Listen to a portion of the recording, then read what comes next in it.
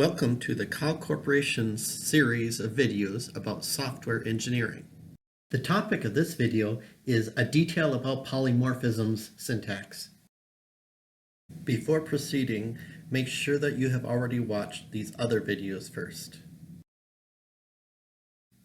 An ordinary function call would determine at compile time that this PO base variable's type is a pointer to CR base, and therefore CR base's implementation of do would be called.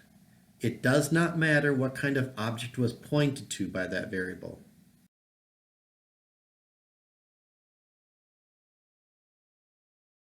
On the other hand, a polymorphic function waits until runtime to decide which implementation to use, because at runtime, the computer can inspect what PO base is pointing at.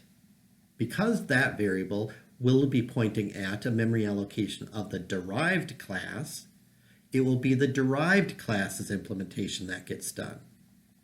To make a function become polymorphic, type the virtual keyword before that function's entry in the base class's definition.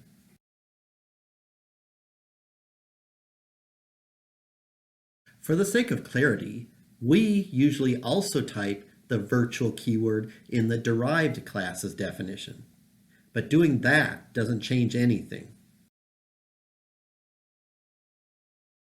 In fact, when you have a whole hierarchy of classes, this function will be polymorphic if any of the ancestors have been marked by the virtual keyword. It doesn't need to specifically be CR base.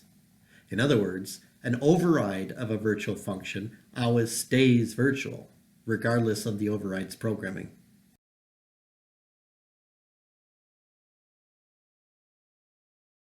You cannot type the virtual keyword again when you're programming the function's implementation.